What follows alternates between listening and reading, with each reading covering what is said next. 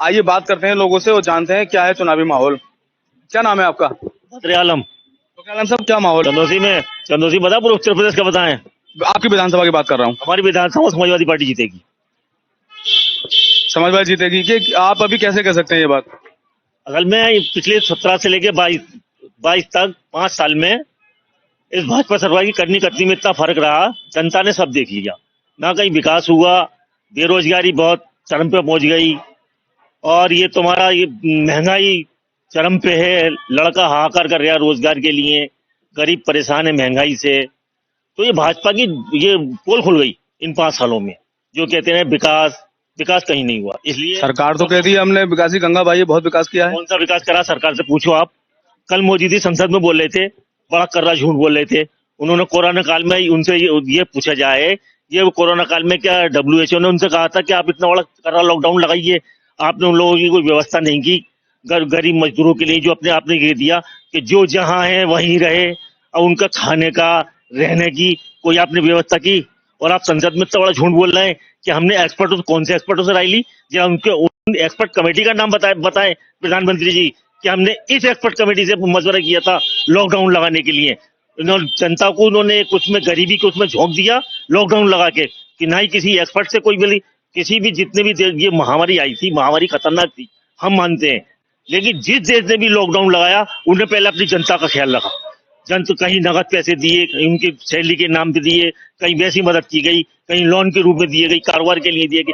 लेकिन ये भाजपा सरकार ने, केंद्र सरकार ने, यूपी सरकार ने कहीं, और जिसने मदद की उन लोगों के ऊपर तुम दुष्कर्म करा रहे हो कि कांग्रेस ने। अब ये कहते हैं साहब कि कांग्रेस ने महामारी में देश को बदनाम किया। क्या बदनाम किया? क्या रेलवे के टिकट दिए? अरे भाई, रेल कौन चला रहा है? सरकार किसकी है? मोदी सरकार आप चला रहे हो, भाजपा चला रही है सरकार।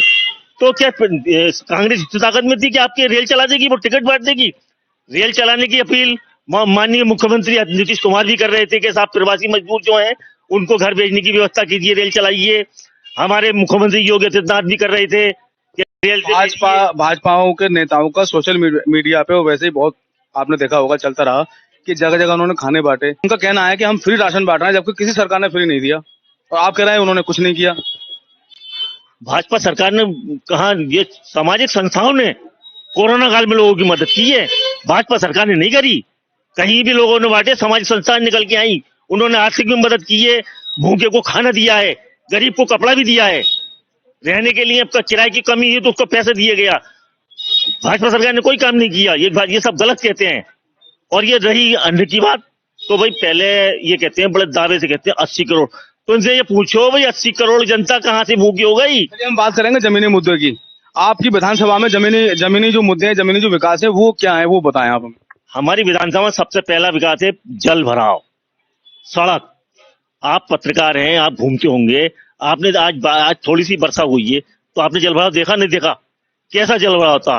क्या आदमी घंटों घंटों जहां फंस गया बारिश में, वही कैद होके रह गया। सबसे बड़ा जल भराव का मुद्दा, सड़क का मुद्दा, ये सबसे बड़ा चंद्रौसी का मुद्दा है। और यहाँ पे जल भराव का सबसे बड़ा मुद्दा, हम तो ये मानते हैं इसको। क्या नाम है आपका? हमारा नाम भैया राजन कुमार है। मैं आपसे जानना आया हूँ चुनावी माहौल। क्या चुनावी माहौल है आपके विधानसभा में? हमारे साहब बाजार में अंकित जैन की सब सेना है, जिधर वोट कहेंगे उधर पड़ जाएगा। ये है साहब चुनावी सेना हमारे यहाँ। तो इकल्ली आई थी, उनके एक भी पत्रकार, एक भी मतलब ये वो नहीं था कार्यकर्ता जो उनकी सेवा करता। बिल्कुल न्यूट्रल 2 पुलिस वालों लेके आ गई और चली गई राजी खुशी। बहुत है। बस विरोध क्यों है उनका? विरोध यही है कि कुछ काम नहीं कराया उसने। सब सड़कें टूटी पड़ी हैं चंदौसी नगरी की, एक एक गड्ढे ऐसे आदमी डूब जाए पता ना चलेगा। इतनी गंदी हालत है नगर पालिका की तरफ से भी। दोनों सब चंदौसी के अंदर सब भाजपा का पूरा शासन है, नीचे से लेकर ऊपर तक कोई भी काम नहीं है शहर चंदौसी में हमारे यहाँ। बहुत गंदा इलाका है। और फिर भी इसके बाद भी हम अंकित जैन की जय करते हैं, और जहाँ बोकेंगे वही वोट पड़ेगा। चलिए, ये व्यापारी थे जिनका कहना है कि हम देखेंगे, समय आएगा किसको वोट करना है। और हमारे साथ एक साथी हो रहे हैं, एक भाई, उनसे बात करेंगे। क्या नाम है आपका? श्री अंशुल बासने। अंशुल जी, ये बताइए क्या माहौल है चुनाव का इस बार? माहौल तो चंदौसी का तो मेरी नॉलेज के हिसाब से हम लोग तो बीजेपी को वोट देंगे।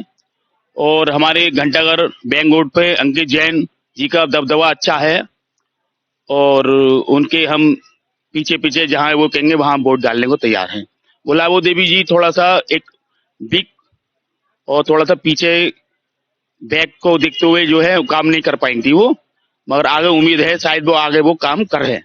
आपका कहने का मतलब आपकी विधानसभा में विकास कार्य नहीं हुए? जी नहीं हुआ काम हमारे, आप बाजार में देख लीजिए कुछ कार्य नहीं हुआ। इस बार जो आप वोट करेंगे जी वो विकास के लिए करेंगे या योगी मोदी के चेहरे पे करेंगे या अपनी विधायक के लिए करेंगे? योगी मोदी के चेहरे पे करेंगे। चलिए, ये भी एक व्यापारी थे जिनका कहना है कि हम इस बार वोट करेंगे तो योगी मोदी के चेहरे पर ही वोट करेंगे। क्या नाम है आपका? मेरा नाम है सुहेल कुरैशी। जी, ये बताइए कि आपके यहाँ का माहौल क्या है और जमीनी मुद्दे क्या हैं आपके? माहौल तो आप देख लीजिए, समाजवादी पार्टी का माहौल है, केवल चंदोसी विधानसभा ही नहीं बल्कि पूरे उत्तर प्रदेश में। उसका एक ये कारण है कि बीजेपी ने केवल लोगों को जो है बहकाने का काम किया है, कोई मदद नहीं की।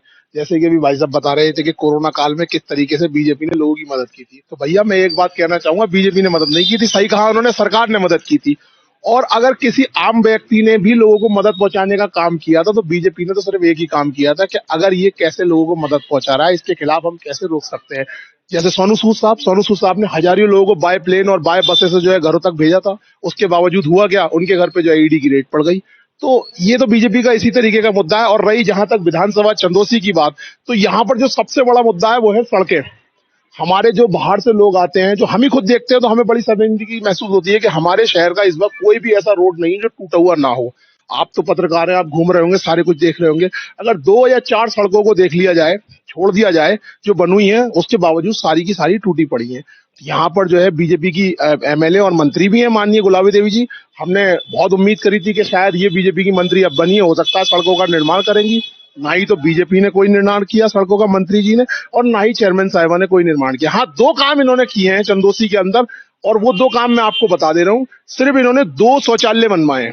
एक तो फुब्बारा चौक पे बनवाया है, जो कि गांधी आश्रम के आगे को बना था, और दूसरा कोतवाली के बराबर में पिंक टॉयलेट।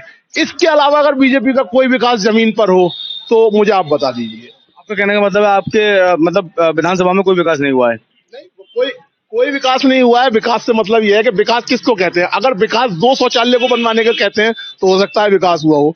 मेरे हिसाब से विकास जब होता कि चंदोसी की जो गड्ढा सड़कें हो रही हैं, जिनमें गड्ढे इस कदर पड़े हुए हैं कि वो सारे गड्ढा मुक्त हो जाते, सड़कें बेहतर हो जाती, हाईवे बढ़िया हो जाते। हाँ, नेशनल हाईवे जरूर बढ़िया हुआ है, लेकिन वो यहाँ राज्य के अंडर में नहीं आता है, क्योंकि वो नेशनल हाईवे है।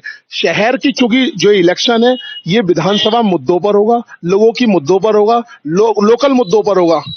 हिंदू मुस्लिम कराने की कोशिश बहुत की गई, लेकिन इस बार चली नहीं। नहीं होगी, नहीं होगी, नहीं होगी। हिंदू भाई हो, मुसलमान हो, सिख हो, ईसाई हो, इस बार सब मुद्दों पर चुनाव करेंगे और करने जा रहे हैं। और आने वाले 14 तारीख में आप देखेंगे, जब दूसरे चरण में यहाँ वोट पड़ेंगे तो धड़ाधड़, वो एक डायलॉग चल रहा है कि वो भैया पर्राटे काट रही है, तो साइकिल पर्राटे काटेगी इस बार। और 14 तारीख को जो है यहाँ के समीत, और जब अगली 14 आएगी तो माननीय राष्ट्रीय अध्यक्ष अखिलेश यादव जी शपथ लेने का काम कर रहे हैं।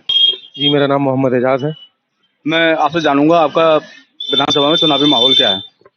जनाब, माहौल तो आप बताएंगे क्योंकि रिपोर्टिंग आप कर रहे हैं ग्राउंड पे। वोटर आप हैं तो माहौल तो आप ही बताएंगे ना, किस तरफ जा रहा है? एज अ वोटर अगर मैं बात करूं तो डिवाइड एंड रूल की ज्यादा राजनीति इस टाइम हावी है। बीजेपी जो हमेशा नफरत भरी राजनीति करती है, युवाओं में जहर घोलने वाली राजनीति करती है। और जो है, अगर आप देखें तो पिछली विधानसभा में यहाँ पर बीजेपी की कैंडिडेट जीती हुई हैं, गुलाबो देवी जी। और अगर विकास की बात करें तो ये केवल एडवर्टाइजमेंट दिखाते हैं कि हमने ये विकास करा, वो विकास करा, केवल बरगलाते हैं लोगों को, और धरातल पर कोई भी विकास नहीं हुआ है। शहर का इतना बुरा हाल है, आप देखो, जैसे कि अभी बता रहे थे मुतवल्ली साहब कि जल भराव, सड़कें पूरी टूटी पड़ी हैं। कोई बाहर से अगर आता है, मैं एज अ गेस्ट लेक्चरर काम करता हूँ, तो जो बाहर से हमारे यहाँ पोस्टिंग होकर टीचर आते हैं, वो हमसे कहते हैं कि आपके शहर की सड़कों के बहुत बुरे हालात हैं। निकलते हैं, निकलना दूभर हो जाता है, धूल भर जाती है, क्योंकि हर जगह जगह खुदाई चलती रहती है। सड़कें पूरी तरह से बिल्कुल बैलेंस में बनी ही नहीं है। और दूसरा जो सबसे बड़ा मुद्दा है वो है यहाँ पे जाम का, क्योंकि ओवर क्रॉसिंग जो रेलवे के बने हुए हैं वो हर बार वादा करते हैं, कभी बनता ही नहीं है। इस बार भी राज्य मंत्री जी ने वादा किया कि हम बनवाएंगे, मगर कोई भी ओवर क्रॉसिंग नहीं बना है रेलवे पे, जिससे जाम की बहुत ज्यादा समस्या रहती है। चलिए, आप युवा हैं तो बात करूंगा रोजगार की। रोजगार क्या मिला आपको? रोजगार भी एक बहुत बड़ा अहम मुद्दा है। रोजगार की अगर बात करें तो कहीं पे कोई रोजगार नहीं है। भर्तियां निकलती हैं और निकलने के बाद वो कैंसिल हो जाती है किसी न किसी वजह से। अभी पिछली बार जो कैंसिल हुई थी भर्ती, उससे क्या होता है, मोरल डाउन होता है स्टूडेंट का, और स्टूडेंट जो है आगे फिर जो है जिस तरह की उसकी तैयारी होती है फिर उसको दोबारा मेहनत करनी पड़ती है। तो कहीं रोजगार नहीं है, कुछ नहीं है, केवल और केवल भड़काने की, आपस में लड़ाने की राजनीति, नफरत की राजनीति हो रही है। ये बहुत बड़ा मुद्दा है। क्या नाम है आपका? मेरा अमन कुमार। अमन कुमार जी, आप व्यापारी हैं, व्यापार करते हैं, कैसा है व्यापार? व्यापार जो है सही चल रहा है, लेकिन थोड़ा एक तो मौसम का भी फर्क है और जो है महंगाई भी है, उस वजह से भी थोड़ा सा फर्क पड़ा है। महंगाई का ज्यादा असर है या मौसम का? दोनों ही चीजें हैं। मौसम तो चला जाएगा, ठीक हो जाएगा, लेकिन महंगाई तो है, लेकिन भाई साहब जो है सब बातें सोचनी पड़ती हैं, इंटरनेशनल मार्केट से जुड़े हुए होते हैं रेट। चलिए, ये बात तो व्यापार की, अब बात करेंगे हम चुनाव की। क्या माहौल है आपकी विधानसभा में? विधानसभा में माहौल बहुत अच्छा है भाई साहब। किसका माहौल चल रहा है? माहौल जो बाकी तो मंत्री जी के पक्ष में ही है, हमारी जो वर्तमान में मंत्री जी हैं। मौजूदा जो सिटिंग विधायक हैं आपकी, लेकिन थोड़ी सी शिकायत है, लेकिन जो है भाई जनता क्या शिकायत है? शिकायत विकास के ऊपर है। विकास नहीं किया उन्होंने? विकास कुछ तो किया, लेकिन इतना नहीं किया है कि विकास हो जिस हिसाब से होना चाहिए। कहाँ रह गया विकास होने से? क्या क्या चीज नहीं हो पाई? वगैरह हैं और जनता की सुनवाई काफी होती है, कोई इस चीज में कोई फर्क नहीं है पहले से। अब इस बार आप जो वोट करेंगे वो किसके चेहरे पे करेंगे? मुख्यमंत्री, प्रधानमंत्री, या अपने सिटिंग विधायक, या जो और प्रत्याशी खड़े हुए हैं उनके चेहरे पे? किसके चेहरे पे करेंगे आप? योगी जी और मोदी जी के उनके चेहरे पे और विधायक के अपने? विधायक जी के चेहरे पे भी किया जाएगा, लेकिन जो है योगी मोदी उनके चेहरे पे। योगी मोदी। यहाँ भी व्यापारी हैं, इनका कहना है कि हम योगी मोदी के चेहरे पर ही वोट करेंगे। क्या नाम है आपका? अमित रस्तोगी। क्या माहौल है इस बार चुनाव का?